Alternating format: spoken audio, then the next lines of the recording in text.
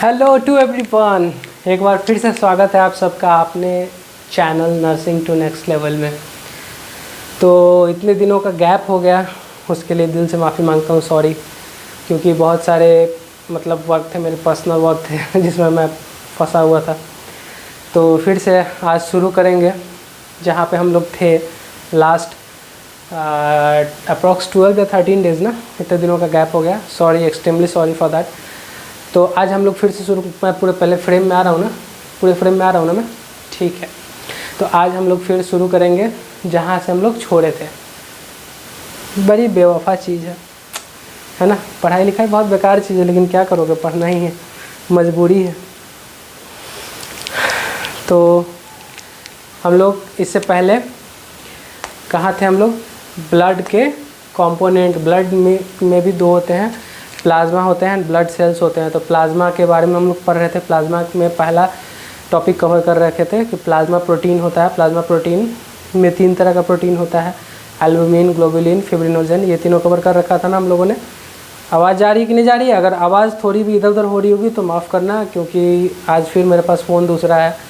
ये माइक पता नहीं सपोर्ट कर रहा होगा नहीं कर रहा होगा, उसमें कुछ दिनों का बस वेट करो, क्वालिटी कॉम्प्रोमाइज़ करो कुछ दिनों के लिए, धीरे धीरे सब सही कर दूंगा। आप लोगों का आशीर्वाद रहे तो आशीर्वाद नहीं, आप लोगों का प्यार चाहिए, आशीर्वाद नहीं चाहिए। तो आज हम लोग ब्लड एंड ब्लड सेल्स का जो प्लाज्मा जो लेवल है, प्लाज्मा हम लोग कंप्लीट कर देंगे। और साथ ही साथ मेरा एक और लेक्चर जाएगा आज के दिन, जो कि नर्वस सिस्टम का इंट्रो रहेगा। जस्ट नर्वस सिस्टम का इंट्रो मैं बनाऊँगा आज, ठीक है। उसको भी जो बच्चे को भी, जैसे मान लो अभी जो सेकंड सेमेस्टर में गए होंगे, फर्स्ट सेमेस्टर पास करके जो सेकंड सेमेस्टर में गए होंगे, उन लोगों को नर्वस सिस्टम में पढ़ना होगा।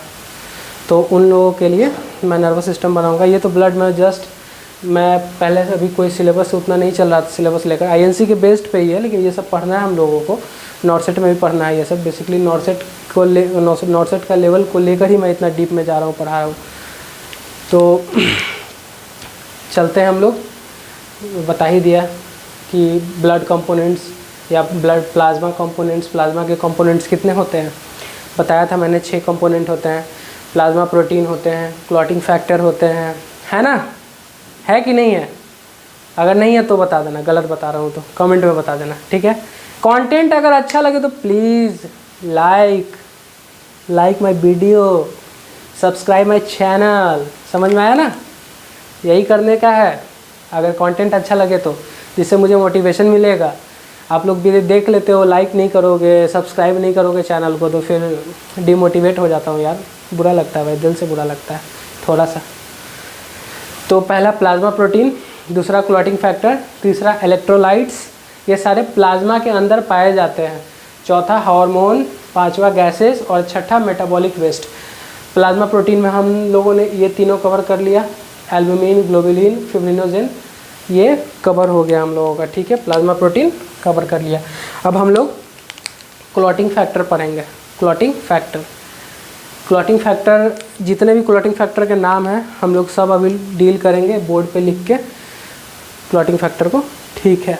तो तब तक के लिए आप लोग एंजॉय करिए। तब तक के लिए क्या, बस तुरंत मैं लिख कर आ रहा हूँ। हाँ, तो क्लॉटिंग फैक्टर दूसरा, पहला नंबर पे हम लोग का था प्रोटीन। क्या था? प्रोटीन था। दूसरे नंबर पे क्या है? Clotting factor. क्लॉटिंग फैक्टर हमारे प्लाज्मा में 13 तरीके के होते हैं। कितने? 13।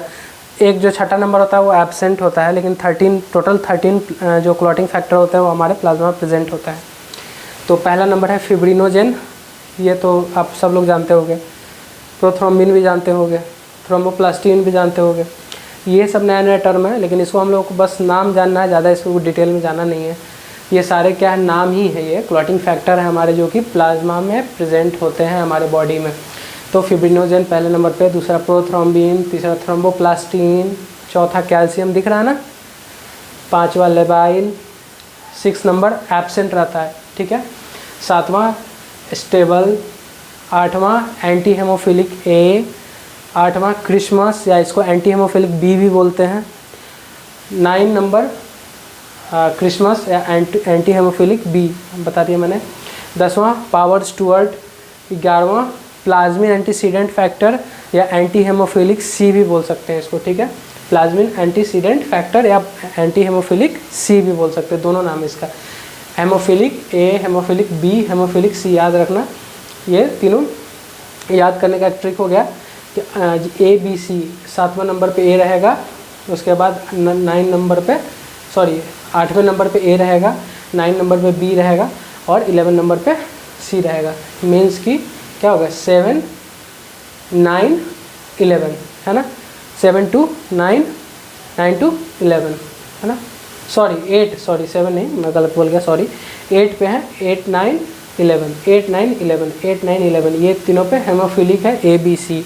8 पे हेमोफिलिक ए, 9 पे हेमोफिलिक बी और 11 पे हेमोफिलिक सी, और 12 पे होते हैं हेजमैन्स फैक्टर और 13 पे होते हैं फिब्रिन स्टेबलाइजिंग फैक्टर। ये ठीक है, टोटल 13 क्लॉटिंग फैक्टर है, ये लिखा हुआ है। आप लोग इसको नोट डाउन करो अच्छे से और इसको याद कर जाओ, रट जाओ पूरा, ठीक है। ये नोट सेट ये सब में बहुत क्वेश्चन उठते हैं इससे, ठीक है। ये लिख लिया। अब हम लोग पढ़ेंगे इलेक्ट्रोलाइट्स के बारे में। इलेक्ट्रोलाइट्स में सबसे पहले हम लोग सोडियम के बारे में पढ़ेंगे, सोडियम क्या होता है, ठीक है। तो अभी आप लोग थोड़ा सा हाइबरनेट हो जाओ जी। तो आइए इलेक्ट्रोलाइट में हम लोग देखते हैं सबसे पहले सोडियम, सोडियम प्लस यानी सोडियम आयन। आयन में कौन सा है ये, कैटायन। अच्छा, एनायन कैटायन जानते हो आप लोग, पढ़े हो 11th-12th में।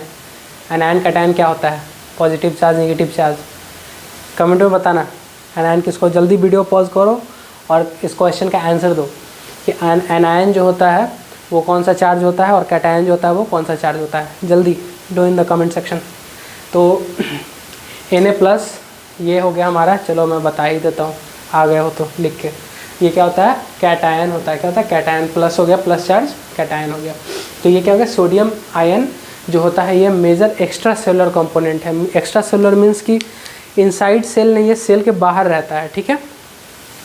इसका जो नॉर्मल रेंज है 135 to 145 milli equivalent per litre हो गया, ठीक है। इसको बोलते हैं milli equivalent per litre, MEQ equivalent हो गया, मिली हो गया, M for milli equivalent per litre, ठीक है। इसका नॉर्मल रेंज हो गया 135 से लेके 145 के बीच में, 135 to 145 के बीच में हमारे बॉडी में सोडियम का लेवल हो गया। अगर इससे कम हो जाता है, 135 से अगर कम हो गया तो हाइपोनेट्रीमिया हो जाएगा, 135 से ज़्यादा हो गया तो हाइपरनेट्रीमिया हो जाएगा। वही यहाँ पे लिखा हुआ है कि the range of sodium plus ion in the body is less than 135 milli equivalent per litre is known as hyponatraemia. If the range is more than 145 milli equivalent per litre is known as hypernatraemia. क्या हो गया ये, हाइपरनेट्रीमिया, okay. ये क्या हो गया, हाइपरनेट्रीमिया हो गया। समझ में आया। अभी 2-3 पॉइंट और है सोडियम में, मैं लिख लेता हूँ तुरंत फटाक से फुर। ये एक ऐसा, या तो मैं बता दूँ फिर लिख दूँगा, पॉज कर दूँगा बीच में, ठीक है। ये पहला इलेक्ट्रोलाइट है हमारे बॉडी का। क्या है ये, पहला इलेक्ट्रोलाइट है प्लाज्मा में। सबसे पहला इलेक्ट्रोलाइट यही होता है प्लाज्मा में, ठीक है, सोडियम। और ये जो होता है ये वाटर को क्या करता है, बैलेंस करता है हमारे बॉडी में। वाटर को क्या करता है, निकल गया ये। वाटर को क्या करता है, ये बैलेंस करता है हमारे बॉडी में। सोडियम क्या करता है, वाटर को बैलेंस करता है। अगर ये डिस्टर्ब हो गया तो भैया आपको डिस्टर्ब कर देगा ये, समझ में आया। ये बॉडी में अगर डिस्टर्ब हुआ तो आपको डिस्टर्ब कर देगा। कैसे करेगा, वाटर को यही बैलेंस कर रहा है और ये डिस्टर्ब हो गया तो फिर आपके पास बॉडी में वाटर सही से रहेगा नहीं, डिहाइड्रेशन हो जाएगा, बहुत तरीके का चीज़ हो जाएगा। आप कभी भी देखे होंगे किसी भी पेशेंट को, किसी भी बंदे को, मुझे, आपको या किसी को भी अगर फीवर लगता है तो फीवर लगने के बाद क्या होता है, उसको डिहाइड्रेशन होता है कि नहीं होता है। तो एक क्वेश्चन है आप लोगों के लिए कि अगर किसी बंदे को फीवर होता है तो उसमें सबसे पहले किसका लॉस होता है, वाटर का लॉस होता है या इलेक्ट्रोलाइट का लॉस होता है या दोनों का लॉस होता है? जल्दी कमेंट में बताना किसका लॉस होता है, जल्दी do in the comment section, ठीक है। तो यही चीज़ है, ये 2-3 पॉइंट हो गए और मैं बस यही 3 पॉइंट लिखो, मैं बाकी बता देता हूँ कि ये जो होता है सो वाटर के लिए, जो हमारे बॉडी में वाटर को कंट्रोल करता है, ये वो कंट्रोल करता है हमारे बॉडी में वाटर को। और ये एज ओल्ड एज पीपल में इसका फ्लक्चुएशन ज़्यादा दिखने को मिलेगा। जो थोड़ा बूढ़े बुजुर्ग लोग हो जाते हैं उन लोगों में क्या होगा, ये इलेक्ट्रोलाइट सोडियम जो होगा सो ऊपर नीचे होगा, इम्बैलेंस हो जाता है। ठीक है, तो हम लोग फिर आगे पोटेशियम की तरफ बढ़ते हैं। ठीक है, आप रुक जाओ।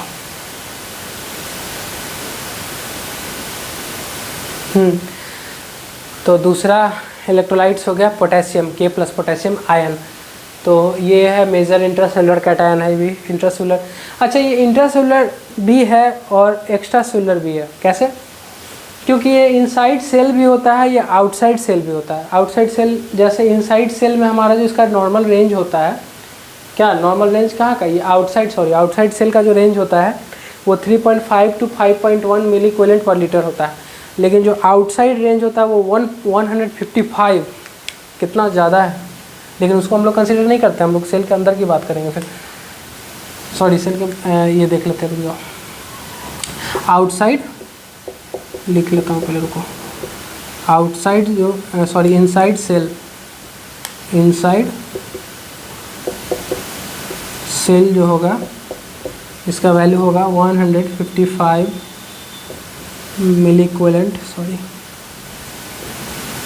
पर लीटर।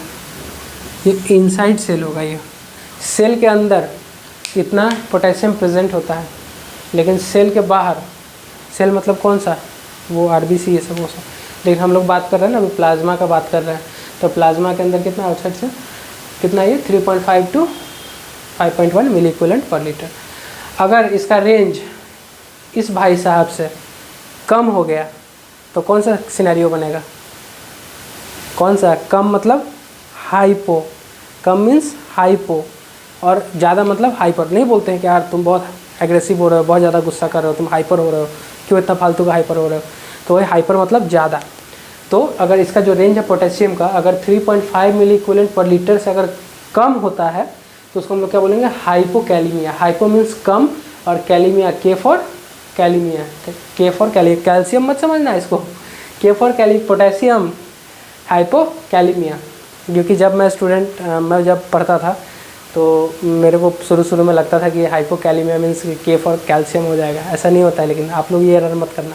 ठीक है, hypokalaemia, if the range is more than 5.1 milli equivalent per litre, अगर ये भाई साहब से ज़्यादा होंगे तो हाइपरकैलीमिया हो जाएगा। क्या हो जाएगा? हाइपरकैलीमिया, गुस्से वाला, है ना।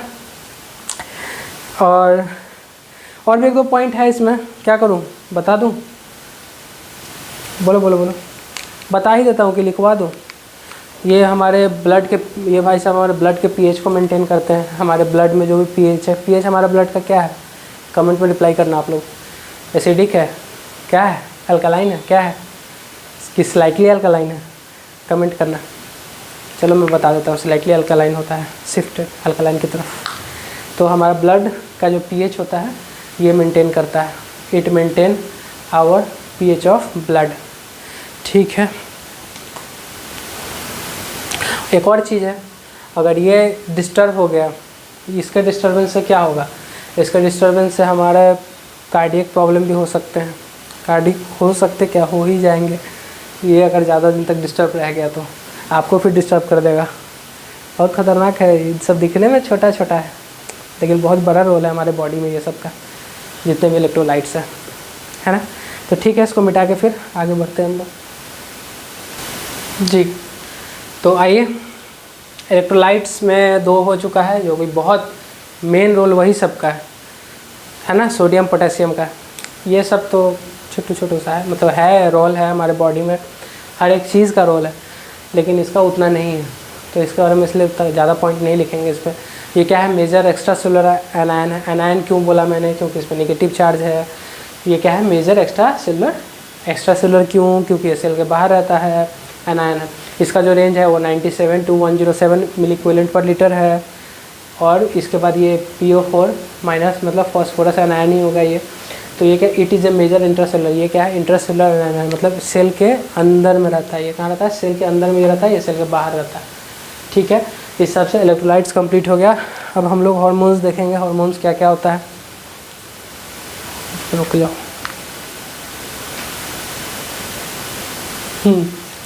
हार्मोन्स है, अब हार्मोन्स हमारे प्लाज्मा में क्यों प्रेजेंट है? बेसिकली इतना सारा राम कहानी का मतलब ये है कि हमारा जो प्लाज्मा है वो हार्मोन को ट्रेवल कराता है, ठीक है, घुमाता है, सवारी कराता है ना। तो हार्मोन जो है हमारा केमिकल मैसेंजर है। क्या है? केमिकल मैसेंजर है। हार्मोन का पता ही है कि कोई भी चीज़, जैसे मान लो एक होम्योस्टेसिस टर्म होता है जो कि टू मेंटेन कोई भी बॉडी का कोई भी जैसे फंक्शन हो उसको मेंटेन करना। जैसे मान लो मैं क्या बताऊँ तुम्हें, क्या बताऊँ, हाँ, एक होम्योस्टेसिस में दो फीडबैक होते हैं, एक निगेटिव फीडबैक होते हैं, एक पॉजिटिव फीडबैक होते हैं। तो जो निगेटिव फीडबैक होता है वो बहुत इंपॉर्टेंट होता है होम्योस्टेसिस का। होम्योस्टेसिस मीन्स क्या है कि to maintain our body, to maintain कोई भी चीज़ को मेंटेन करना, समझे, उसको होम्योस्टेसिस बोलते हैं। तो उसमें होम्योस्टेसिस में जो हमारा है ये हार्मोन का बहुत बड़ा योगदान है, क्योंकि हमारा हार्मोन ही जाके हमारे ग्लैंड को ये मतलब जैसे ग्लैंड को हमारे कोई भी बात होती है तो ग्लैंड को बताते हैं। जैसे हम लोग हैं, हम लोग भी एक सिस्टमेटिक वे में होते हैं। अगर हमारे घर में कोई बात हुआ तो हम लोग भी जाके अपने मम्मी पापा से बोलेंगे, है ना। तो फिर आगे फर्दर अगर दादा दादी है तो वो दादा दादी से बोलेंगे, है तो ऐसा होता है ना। तो वैसे ही है यहाँ पे कि हार्मोन जो है वो ट्रेवल का काम करता है। हार्मोन एक केमिकल मैसेंजर है जो कि आप जैसे जो कि कोई अगर मैसेज देता है तो वो ट्रांसफ़र करता है, ठीक है। तो ये सिंथेसाइज कहाँ से होता है? Endocrine. Endocrine means ductless gland. दो तरह के ग्लैंड होते हैं, एक एंडोक्राइन एक एक्सोक्राइन। ये सब पढ़ेंगे आगे अच्छे से डिटेल में। अब एंडोक्राइन ग्लैंड यहाँ पे लिखा है मीन्स डक्टलेस ग्लैंड होता है, ये मैंने लिख दिया साइड में। बाय डिफ्यूज़न, अब देखो कैसे काम करता है हार्मोन हमारे प्लाज्मा में। बाय डिफ्यूज़न, डिफ्यूज़न और ऑस्मोसिस एक टर्म है, अभी मैं इसके बाद बताऊँगा दोनों को अच्छे से। ये डिफ्यूज़न हो गया, ठीक है। अभी डिफ्यूज़न जानते हैं हम लोग। बाय डिफ्यूज़न, डिफ्यूज़न का मतलब ऐसे आप लोग जानते होंगे 11th-12th में अगर ट्रांसपोर्टिंग प्लांट पढ़ा होगा, चाहे आप लोगों ने कुछ भी बेसिक पढ़ा होगा 11th-12th में, तो उसमें है डिफ्यूज़न का मतलब क्या होता है? Higher concentration to lower concentration move करना कोई भी पार्टिकल, ठीक है। तो ये by diffusion hormone travels from gland to blood. एक डिफ्यूज़न एक टर्म है, डिफ्यूज़न एक प्रोसेस है जिस डिफ्यूज़न से जो होता है हमारा हार्मोन जो है ग्लैंड से निकल के वो ब्लड में आता है। कहाँ आता है? ब्लड में आता है। और ब्लड जो होता है वो ट्रेवल करता है टारगेट ग्लैंड की तरफ। कहाँ करता है? टारगेट ग्लैंड की तरफ ब्लड जो है सो ट्रेवल करता है। टारगेट ग्लैंड मतलब समझे, जहाँ से फंक्शन करना है। मतलब सुप्रीम कोर्ट ऑर्डर दिया तो सुप्रीम कोर्ट ऑर्डर देने के बाद फिर वो हाई कोर्ट, ऐसे होता है ना सीरीज़ में यार, वो हो समझा करो ना। तो देन उसका फिर ये लास्ट पॉइंट है कि प्लाज्मा ट्रेवल द हार्मोन, ये केमिकल मैसेंजर है। तो प्लाज्मा क्या होता है? ट्रेवल करता है हार्मोन को ट्रेवल कराता है टू द टारगेट ग्लैंड। यहाँ मैंने लिखी दिया ट्रेवल टू टारगेट ग्लैंड, वही शॉर्ट में इधर एक ब्रीफ नोट है, ठीक है। हार्मोन ख़त्म हो गया।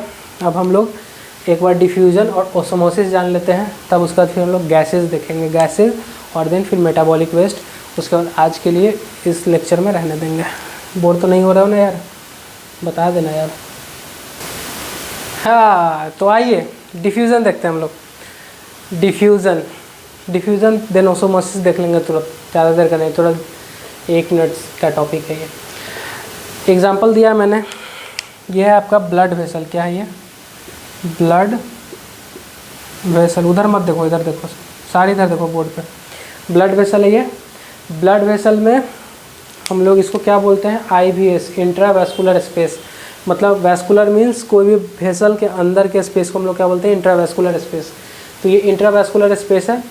इसमें है हमारा कौन कौन? ऑक्सीजन भी है और कार्बन डाइऑक्साइड दोनों है साथ में। ऑक्सीनेटेड ब्लड भी है और डीऑक्सीनेटेड ब्लड भी है, ठीक है, मान के चलते हैं। तो इसमें से जब भी डिफ्यूज़न होगा तो हमारा जो कार्बन डाइऑक्साइड है वो कैसे आएगा कार्बन डाइऑक्साइड अंदर से बाहर की तरफ? क्योंकि हमारे बॉडी में कार्बन डाइऑक्साइड ज़्यादा है। एटमॉस्फेयर में कितने कार्बन डाइऑक्साइड है? कमेंट में बताना आप लोग कितना है, और ऑक्सीजन कितना है, जब बताओ जल्दी बताओ। तो हमारे बॉडी में कार्बन डाइऑक्साइड अभी का क्वांटिटी ज़्यादा है, तो ये क्या कर रहा है? हायर कॉन्सेंट्रेशन से लोअर कॉन्सेंट्रेशन की तरफ मूव कर रहा है। मीन्स ये एल्वियोलाई की तरफ मूव कर रहा है। ये एल्वियोलाई है, लंग्स का फंक्शनल यूनिट है एल्वियोलाई। याद रखना, लंग्स में जो हमारा गैसेस एक्सचेंज होता है कौन रिस्पॉन्सिबल होता है? एल्वियोलाई ही उसके लिए रिस्पॉन्सिबल होता है। और EVS का मतलब होता है एक्स्ट्रा वेस्कुलर स्पेस हो गया ये, ठीक है। ये इंट्रा हो गया, ये एक्स्ट्रा हो गया। एक्स्ट्रा मीन्स कि वेसल्स के बाहर, ये वेसल में नहीं होता है एल्वियोलाई, ठीक है। तो ये जो कार्बन डाइऑक्साइड है ये बाहर निकल गया हायर कंसंट्रेशन से लोअर कंसंट्रेशन की तरफ। और एटमॉस्फेयर में ऑक्सीजन ज़्यादा है, तो ये क्या किया, मतलब लंग्स की बात कर रहे हैं, एटमॉस्फेयर नहीं, सॉरी, लंग्स में। तो बाहर जैसे लंग्स में हमारा फिर ये जो ऑक्सीजनेटेड ब्लड आया, ऑक्सीजन आया, वो फिर कहाँ मूव किया, ब्लड वेसल या इंट्रावास्कुलर स्पेस में। तो इसी प्रोसेस को हम लोग बोलते हैं डिफ्यूज़न। हायर कंसंट्रेशन से लोअर कंसंट्रेशन में जाने के लिए, हायर कंसंट्रेशन से लोअर कंसंट्रेशन में जाने के लिए डिफ्यूज़न बोलते हैं। इस टर्म को हम लोग डिफ्यूज़न बोलते हैं। ये चीज़ जो मैंने यहाँ पे लिखा है, gases in blood vessel to alveoli, ये इसका है, ठीक है, मैंने जानने को लिखा है। बाकी डेफिनेशन जो है सो ये हो गया, diffusion is a process in which gases travels होगा, सॉरी नहीं, गैसेज है ना, ठीक है, travel through higher concentration to lower concentration, higher concentration से लोअर कंसंट्रेशन में जाएगा, तो उसको हम लोग डिफ्यूज़न बोलते हैं। आइए जल्दी से देखते हैं ऑस्मोसिस। ऑस्मोसिस क्या होता है। तो अभी मैं इधर से आ रहा हूँ, देख लो आप लोग शक्ल एक बार फिर से मेरा, और माफ़ करना आवाज़ के लिए, अगर आवाज़ प्रॉपर नहीं आ रहा होगा तो सॉरी। ऑस्मोसिस, इससे पहले डिफ्यूज़न हम लोग देख लिए थे, अब ऑस्मोसिस देखेंगे। ऑस्मोसिस क्या होता है, वही चीज़ है हमारा, ये IVS है, इंट्रावास्कुलर स्पेस। इंट्रावास्कुलर स्पेस में हमारा यहाँ पानी भी है और प्रोटीन भी है। एल्बुमिन, प्रोटीन कौन, एल्बुमिन। हमने इससे पहले शुरू के लेक्चर में ही बताया था आपको कि एल्बुमिन का क्या काम है, हमारे पानी को बाइंड करके रखता है, कौन से प्रेशर से, ऑन्कोटिक प्रेशर से। जो हमारे वेसल्स में पानी होते हैं, नहीं रहेगा प्रोटीन तो बाहर में पानी सारा निकल जाएगा, तो कौन सा चीज़ होगा, एडिमा हो जाएगा। पूरा बॉडी स्वेल कर गया तो कौन सा टर्म होगा, एनासार का होगा। तो ठीक है, ये हमारा प्रोटीन वही चीज़ करता है, यहाँ पे जो जितने भी वाटर है उसको बाइंड करके रखता है, बाहर नहीं निकलने देता है। अब यही हो जाएगा कि ये प्रोटीन यहाँ पे कम हो जाएगा और प्रोटीन बाहर में ज़्यादा हो जाएगा। तो ओस्मोसिस का टर्म क्या डिफाइन करता है कि जो सॉल्यूट जिस साइड कम रहे वहाँ से मूवमेंट स्टार्ट होगा, सॉल्यूट जहाँ ज़्यादा रहे। सॉल्यूट मीन्स समझे, चीनी नमक में कौन, नमक और पानी में कौन सा सॉल्यूट है, नमक सॉल्यूट होगा या पानी सॉल्यूट होगा, नमक होगा, ठीक है, सही बोल रहे हो। तो वही यहाँ पे है, प्रोटीन यहाँ पे सॉल्यूट हो गया, पानी यहाँ पे सॉल्वेंट हो गया। तो सॉल्यूट का क्वांटिटी यहाँ कम है, सॉल्यूट का क्वांटिटी यहाँ ज़्यादा है, तो पानी जो सॉल्वेंट होगा उसका मूवमेंट कहाँ से कहाँ की तरफ होगा, कम से ज़्यादा की तरफ होता है, वो इन ओस्मोसिस टर्म में, ठीक है। याद रखना है क्यों होगा, क्योंकि हमारा बॉडी जो है सो होम्योस्टेसिस मेंटेन करता है। हमारे बॉडी, होम्योस्टेसिस एक टर्म है जिसको हम लोग बोलते हैं टू मेंटेन, हमारा बॉडी होम्योस्टेसिस मेंटेन करता है, ठीक है। तो वही मेंटेन करेगा। यहाँ पे fluid travel due to our body है होम्योस्टेसिस, मैंने लिख दिया यहाँ पे। Movement of solvent water, solvent water means ये जो लाइन है पानी है, कहाँ से जाएगा, ये लोअर कंसंट्रेशन में है क्योंकि सॉल्यूट कम है। यहाँ से स्टार्ट होगा मूवमेंट, कहाँ जाएगा, हायर कंसंट्रेशन में जाएगा।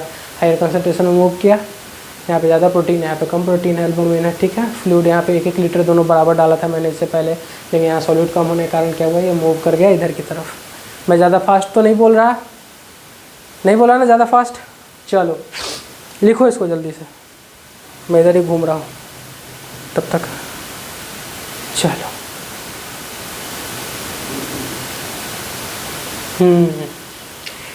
तो गैसेस हम लोग आते हैं प्लाज्मा में। प्लाज्मा में कौन कौन सा गैस प्रेजेंट होता है, इसी से हम लोग ABG एनालिसिस भी करते हैं। प्लाज्मा में ही रहता है तभी तो ABG एनालिसिस करते हैं, आर्टेरियल ब्लड गैस, है ना।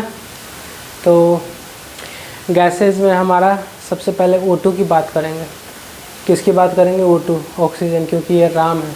ये राम क्यों बना, ये CO2 के कारण राम बना, क्योंकि CO2 रावण है बहुत ख़तरनाक है हमारे बॉडी के लिए CO2, है ना, लेकिन बेनिफिशियल भी है कभी कभी।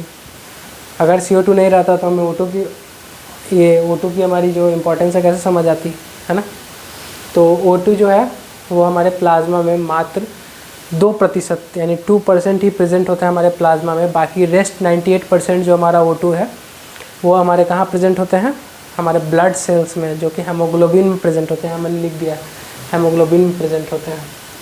O2 जो होता है से ये वाटर सॉल्युबल नहीं होता है, वाटर में सॉल्युबल नहीं होता है, लेकिन फिर भी यहाँ पे मुँह उठा के आ जाता है, इसीलिए तो कम परसेंट में 2% ही प्रेजेंट है प्लाज्मा में, और 98% प्रेजेंट है आपका ब्लड सेल में, हेमोग्लोबिन में, ठीक है। अभी CO2 देखते हैं हम लोग। CO2 में ज़्यादा नहीं है, 2 ही 3 पॉइंट है उसमें भी, ठीक है। लिख लिया आप लोगों ने O2? चलो अब CO2 लिखो। CO2 क्या होता है, हमारे प्लाज्मा में जो CO2 प्रेजेंट होता है वो मैक्सिमम नंबर में प्रेजेंट होता है, मतलब बहुत ही ज़्यादा इसका नंबर है प्रेजेंट होने का। एग्जैक्टली कोई फिगर नहीं है, लेकिन सबसे ज़्यादा क्वांटिटी जो होता है प्लाज्मा में ही प्रेजेंट होता है CO2 का। ये हमारे CO2 में बाइकार्बोनेट के फॉर्म में होता है, HCO3 बाइकार्बोनेट जिसको बोलते हैं, इस फॉर्म में ये प्लाज्मा के अंदर प्रेजेंट होता है। CO2 कहाँ प्रेजेंट होता है? प्लाज्मा के अंदर CO2 बाइकार्बोनेट के फॉर्म में प्रेजेंट होता है, ठीक है। और यही एकमात्र ऐसा गैस है इकलौता कि ये स्टिमुलेट करता है किसको? रेस्पिरेशन को। अगर रावण नहीं होता तो राम जी किसको मारते, है ना? तो रावण बेनिफिशियल है कि नहीं है राम जी को राम बनाने के लिए? वैसे ही ये भी है O2 और CO2 रिलेशन। चलो तो इसको लिखो। फिर हम लोग अब last but not the least आज का मेटाबॉलिक वेस्ट, जिसमें हमारा यूरिया हो गया, क्रिएटिनिन हो गया, ये सब के बारे में जानेंगे। उसका नॉर्मल रेंज क्या होता है ये सब जानेंगे। जल्दी लिखो इसको, पॉज करते हैं। हाँ, तो last but not the least आज के लिए ब्लड से। अब इसके बाद हम लोग ब्लड सेल्स के बारे में पढ़ेंगे। तो आज हम लोग देख लेते हैं मेटाबॉलिक वेस्ट, लास्ट टॉपिक आज का प्लाज्मा का। तो मेटाबॉलिक वेस्ट में प्लाज्मा जो है हमारा क्या क्या कंटेन करता है? यूरिया कंटेन करता है, क्रिएटिनिन कंटेन करता है, यूरिक एसिड कंटेन करता है। ये तीनों हमारा प्लाज्मा में ही प्रेजेंट होता है, और साथ साथ ये हमारा यूरिन में भी प्रेजेंट होता है। लेकिन हम लोग कोई भी टेस्ट कराते हैं ये चीज़ का नॉर्मल रेंज जानने के लिए, आप इस चीज़ का रेंज जानने के लिए किसी भी ह्यूमन बॉडी का, तो हम लोग टेस्ट कराते हैं तो हम लोग सैंपल कहाँ से लेते हैं? यूरिन से नहीं मेज़र करेंगे हम लोग इसको कहाँ? प्लाज्मा से ही मेज़र करते हैं। तो ये नॉर्मल होना चाहिए, ठीक है। तो प्लाज्मा के अंदर urea, creatinine, uric acid, urea का जो नॉर्मल रेंज है वो 8 to 24 होना चाहिए। कितना होना चाहिए? 8 से लेकर 24, 3 टाइम्स है, 8 से 24 याद रखना है, 8 से लेकर 24। क्रिएटिनिन का 0.6 to 1.2, ये 2 टाइम्स है, 6 दूनी 12, ऐसे याद रखना, ठीक है। यूरिक एसिड का 0 से 5 mg/dl, ठीक है। ये सब के बीच में ही लाई करना चाहिए। इनका रेंज कम हुआ तो थोड़ा कम हुआ तो कोई दिक्कत नहीं, अगर कम हुआ ज़्यादा तो भी खतरा है, बढ़ गया तो भी खतरा है, ठीक है। यूरिक एसिड क्या बोलते हैं, यूरिक एसिड का दिखा दिया मैंने कि 0 to 5 जो mg/dl होता है इसका नॉर्मल रेंज, यही मैंने बताया यहाँ पे। फिर ये प्लाज्मा जो होता है क्या करता है? ट्रांसपोर्ट का काम करता है, ये सारा चीज़ को ट्रांसपोर्ट करता है प्लाज्मा का। हाँ, किडनी के पास ले जाता है, तभी तो यूरिन में आ रहा है वो, फिर किडनी के पास ले जाता है। यूरिन हम में भी प्रेजेंट होता है, मैंने बताया इससे पहले कि यूरिन में भी प्रेजेंट होता है और हमारे प्लाज्मा में भी प्रेजेंट होता है। लेकिन हम लोग को जब मेज़र करना होगा ये सब चीज़ों को, तो हम लोग किसको कंसिडर करेंगे? प्लाज्मा को कंसिडर करेंगे, यूरिन को नहीं कंसिडर करेंगे। प्लाज्मा से ही हम लोग इसको मेज़र करेंगे, ठीक है। और ये नॉर्मल होना चाहिए, इट शुड बी नॉर्मल, ठीक है। That's for it today guys. आज के लिए इतना ही ब्लड में।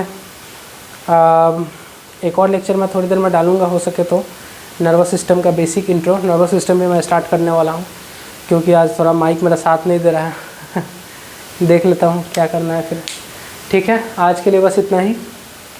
आशा करता हूँ समझ में आया होगा, और आप लोग से थोड़ा सा रिव्यू चाहिए, समझ में आया, नहीं समझ में आया, या बहुत ज़्यादा समझ में आ गया, ये रिव्यू दो मेरे को कमेंट में आप सब। अगर बहुत ज़्यादा समझ में आ गया तो भी बताओ, अच्छी बात है, बहुत ज़्यादा समझ में आ गया है ना, ठीक है। तो आज के लिए बस इतना ही।